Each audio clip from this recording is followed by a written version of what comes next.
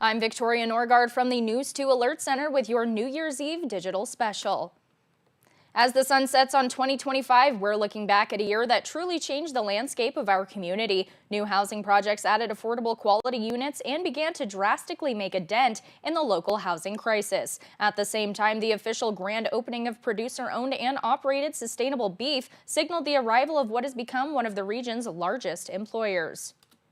It just doesn't wear itself out.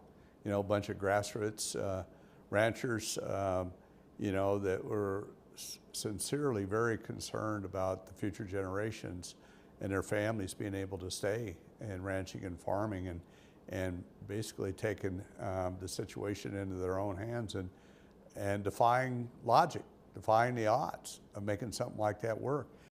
The flu is rising rapidly across the U.S., driven by a new H3N2 variant called subclade K, which produced early outbreaks in the U.K., Japan, and Canada. The Centers for Disease Control and Prevention reports high or very high levels of illness in more than half the states. As of December 20th, the CDC estimates at least 7.5 million illnesses, 81,000 hospitalizations, and 3,100 deaths this season, including 8 children. New York logged about 71,000 cases the week ending December 20th, its highest single-week total since 2004. It's not too late to get a flu shot. The vaccine offers partial protection and can still reduce severe illness. About 42% of people have been vaccinated. Antiviral medicines are available and work best when started within 48 hours of symptoms. The CDC recommends vaccination for everyone 6 months and older, especially people 65 and older, pregnant people, young children, and those with chronic conditions. Flu mist is available for ages 2 to 49, and some people may be eligible to self-administer it at home this season. And measles cases have been reported in parts of the state. Measles is highly contagious and spreads much faster than the flu. While one person with the flu usually infects 1 to 4 others, one person with measles can infect 12 to 18 people who are not immune. To help prevent the spread of measles, Great Plains Health is urging patients to call ahead to their providers prior to appointments if they have symptoms such as fever, cough, runny nose, red eyes, or rash.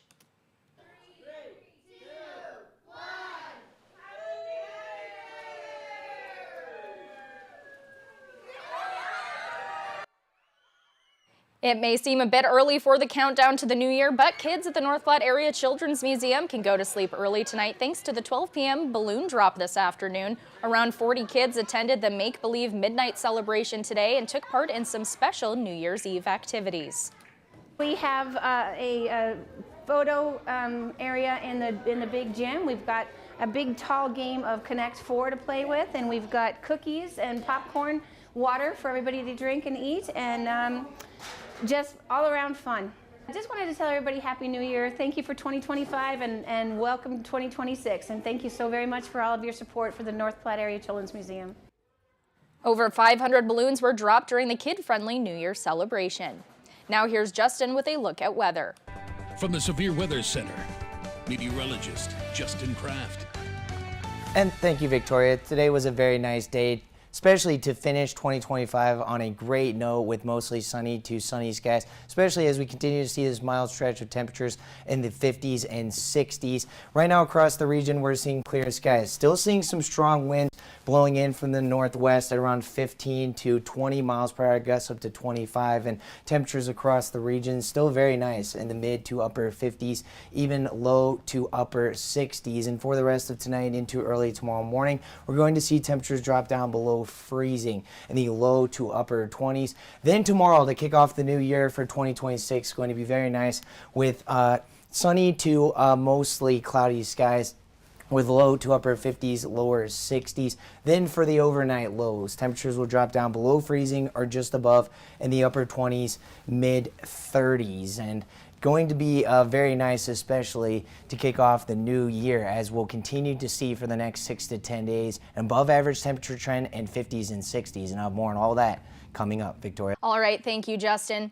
And scientists reported that 2025 saw widespread severe weather and extreme heat. The analysis from the World Weather Attribution researchers released Tuesday in Europe came after a year when people around the world were slammed by the dangerous extremes. Researchers cataloged 157 major events worldwide and closely analyzed 22, including deadly heat waves, drought-fueled wildfires in Greece and Turkey, and heavy rains and flooding in Mexico. Hurricane Melissa intensified rapidly and struck Jamaica, Cuba, and Haiti so hard the island struggled to respond. The events caused thousands of deaths and billions of dollars in damage.